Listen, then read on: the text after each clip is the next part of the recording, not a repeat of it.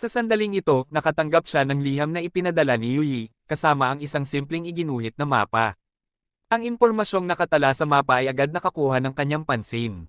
Naisip niyang maaaring isa itong sulfur spring, bukal ng asupra, bagamat hindi pa malinaw kung ano ang magiging gamit nito sa ngayon.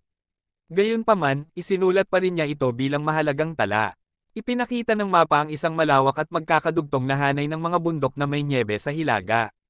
Kabilang dito ang isang bundok na may patag na tuktok na malamang ay isang bulkan. Ang tribo ng mga kanibal ay hindi nakatira sa bundok na may nyebe, kundi sa timog na paanan ng kabundukan, mga 2 hanggang 3 araw ang layo ng paglalakbay. Kalat-kalat ang kanilang pamumuhay at nakaayos bilang magkakahiwalay na tribo na nakakalat sa paanan ng bundok. Mukha silang maliliit na nayon. Iba-iba ang estilo ng kanilang mga tirahan. May mga toldang gawa sa balat ng hayop, mga kobong yari sa sanga at tuyong damo, mga kuweba na hinukay sa ilalim ng lupa, at maging mga bahay sa puno na kahawig ng pugad ng ibon. Gayunpaman, pinatunayan pa rin ni na iisang tribo lamang sila ng mga kanibal dahil pare-pareho silang gumagamit ng simbolo ng bungo ng tao bilang kanilang totem. Bukod pa rito, karamihan sa mga lalaki sa tribo ay may puting guhit at marka sa kanilang katawan, na halos kapareho ng mga mandirigmang may kakaibang marka mula sa tribong kanibal na umatake noon sa tribo ng Han. Inisip niya na ang mga nayon na ito ay malamang na itinayo ng mga bihag na dinakip ng tribong kanibal. Sapagkat kung sila ay tunay na katutubong ipinanganak at lumaki roon, malamang ay magkakatulad ang estilo ng kanilang mga bahay. Ngunit dahil napakaraming pagkakaiba ng disenyo, posibleng pinanatili ng mga bihag ang kanilang dating paraan ng pamumuhay at iyon ang ginaya nila sa pagtatayo ng kanilang bagong tirahan. Ngunit mayroon pa ring mahahalagang tanong na kailangang sagutin.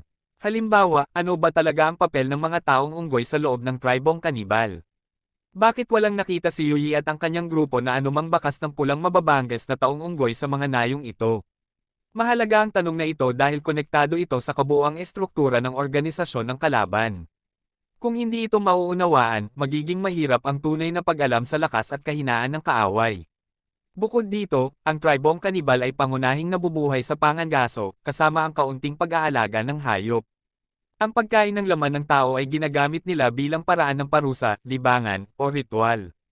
Marami silang paraan ng pangangaso, kabilang ang sama-samang pagpalibot sa biktima, paghahagis ng bato, paggamit ng sibat, mga bitag, at maging pana at palaso na natutunan lamang nila nitong nakaraang 1 o 2 taon. Sa kasalukuyan, lalo pang tumitindi ang tunggalian sa pagitan ng tribong Han at ng tribong kanibal. Ang populasyon ay naging mahalagang sukatan ng lakas ng magkabilang panig, at ito rin ang pinakaikinababahala ni Han Feng. Dahil dito, pinamunuan ni Yuyi ang pangkat ng mga taga-manman at tiniis ang matinding hirap upang